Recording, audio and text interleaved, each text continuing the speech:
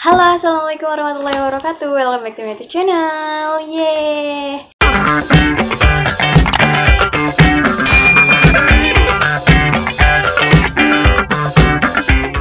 Nah, di video kali ini khusus banget nih, aku mau sharing lagi ke kalian gimana caranya biar kita sebagai mahasiswa itu bisa cepat dalam memahami materi.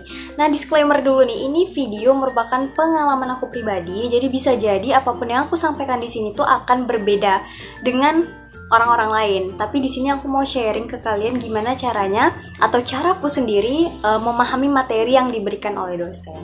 Oke, tanpa berlama-lama langsung aja ya. Jadi tips pertama itu adalah minta silabus waktu kita awal-awal kuliah. Nah, ini buat maba nih penting banget untuk tahu dan minta silabusnya sama dosen kalian. Jadi silabus itu secara sederhana tuh bisa dikatakan sebagai panduan kita dalam menjalani mata kuliah selama 1 semester. Nah, di silabus itu nanti akan ada banyak banget yang namanya topik-topik atau materi yang akan kita bahas selama 16 kali pertemuan. Nah, jadi kalian penting banget untuk punya dan minta silabus ini ke dosen kalian yang mengajar, dan biasanya dosen bakal ngasih silabus itu di minggu pertama perkuliahan. Jadi pastikan kalian minta ini silabusnya supaya kalian tahu kira-kira selama 1 semester ke depan tuh kalian bakal belajar apa aja. Terus tips kedua, kalian bisa cek nih minggu depan tuh kalian bakal belajar apa nih. Nah, tips kedua, kalian bisa cek minggu depan tuh kira-kira kalian bakal belajar apa, dan itulah alasan kenapa aku nyuruh kalian untuk minta silabus di awal perkuliahan. Jadi gunanya kita ngecek minggu depan itu bakal belajar apa, itu supaya otak kita tuh nggak kosong kayak gitu. Paling nggak kita bisa searching gitu, atau tahulah gambaran sekiranya minggu depan bakal bahas apa nih kayak gitu sama dosen kita. Jadi ya setidaknya ada gambaran lah ya untuk kita di minggu depannya. Karena biasanya kan minggu pertama kuliah itu kita perkenalan, terus minggu depannya itu biasanya udah ada tugas ya. Nah, terus tips selanjutnya, tadi kan aku udah singgung sedikit ya terkait cek minggu depan tuh bakal belajar apa. Nah, kalau misalnya kalian udah cek nih kira-kira minggu depan kalian tuh bakal belajar apa, aku saranin kalian tuh untuk cari di internet atau di jurnal atau di artikel-artikel terkait pembahasan kalian tuh apa kayak gitu. Misal, ternyata minggu depannya aku bakal ngebahas unsur dan prinsip seni rupa. Nah, itu aku bisa curi start duluan karena aku udah punya silabus dan aku udah tahu juga minggu depan tuh mau belajar apa. Di situ tuh aku bakal baca-baca dulu nih kira-kira unsurnya tuh apa aja, kayak gitu, prinsipnya tuh apa aja. Dan ini tuh sebenarnya fungsinya akan memudahkan kita ketika nanti dosen menjelaskan. Kenapa kayak gitu, Kak? Karena kalau misalnya kita bener-bener kosong, itu menurut aku memahaminya tuh memang bener-bener butuh waktu yang ekstra. Tapi kalau misalnya kita udah ngisi sebelum kita masuk ke kelas, atau udah baca-baca sebelum kita masuk ke kelas, nanti kita bakal kayak relate gitu loh. Oh, ini yang ternyata yang dimaksud dengan prinsip seni rupa. Oh, ini ya ternyata yang dimaksud dengan unsur-unsur seni rupa. Nah, biasanya kayak gitu. Biasanya dia bakal saling sinkron gitu.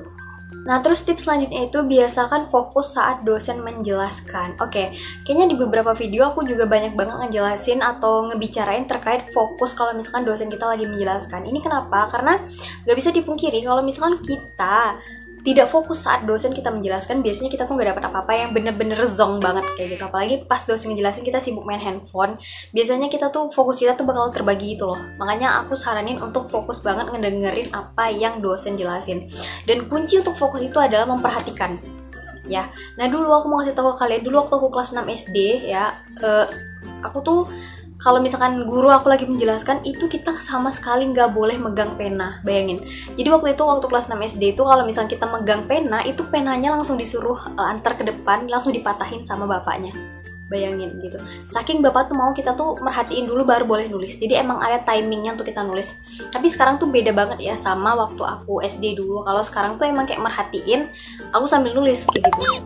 Ya karena ada beberapa poin-poin yang emang harus aku catat, yang bikin aku merhatiin sambil nulis. Cuman menurut aku yang paling efektif itu emang bener-bener merhatikan, setelah itu baru ditulis kayak gitu.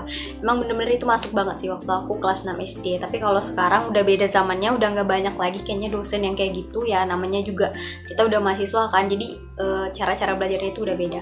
Dan itu tips dari aku biar kalian bisa fokus itu emang memperhatikan dan jauhi gangguan-gangguan yang gak penting. Dan di sini aku juga pernah bikin video terkait tips untuk fokus belajar. Nah, itu kalian bisa menyesuaikan dengan gaya kalian sendiri ketika nanti di kelas kayak gitu. Jadi untuk fokus pun juga ada caranya kayak gitu. Jadi kalian harus memperhatikan hal-hal detail supaya materi yang kalian dapat tuh kalian bener-bener paham gitu ya. Nah terus tips selanjutnya itu adalah kalau misalkan teman-teman nggak paham, teman-teman silahkan bertanya. Oke. Mungkin nggak semua orang ya bakal coba tips ini karena ada beberapa orang yang punya kesan apa ya, kalau nanya tuh nanti dikira caper segala macam. Enggak, sebenarnya dengan kita bertanya itu bisa menambah apa ya, wawasan kita sebenarnya. Sebenarnya orang yang banyak bertanya itu sebenarnya menurut aku cerdas. Kenapa dia cerdas? Karena dia tuh mengkritisi sesuatu. Berarti dia tuh mikir loh selama di kelas tuh, oh kenapa kayak gini, oh ini kenapa kayak gini, aduh aku belum paham yang kayak gini. Nah itu bisa jadi karena dia tuh berpikir. Ya karena kata dosenku dulu tuh kalau misalkan orang yang apa ya, yang bertanya itu tuh cerdas kayak gitu karena dia mikir selama pembelajaran kayak gitu. Itu sih. Jadi kalau misalkan teman-teman nggak paham, teman-teman bisa tanya supaya apa? Supaya teman-teman nggak rugi. Karena teman-teman mesti paham juga ya bahwasanya memahami materi dari awal perkuliahan itu sangat membantu untuk menaikkan nilai-nilai kita, apalagi di UTS sama UAS kayak gitu. Jadi kalau bisa kita paham di kelas, jadi kita nggak perlu lagi ada yang namanya sistem kebut semalam karena kita emang udah paham sama materi yang dosen kasih.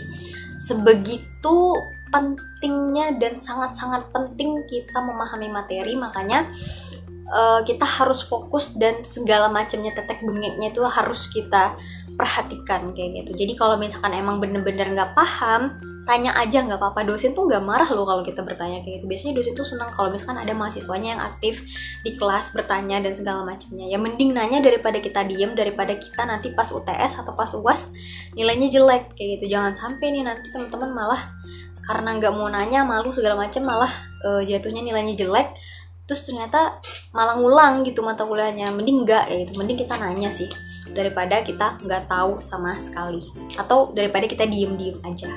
Oke guys, mungkin itu aja video dari aku hari ini. Kurang dan lebihnya aku mohon maaf terkait penyampaian dan segala macamnya.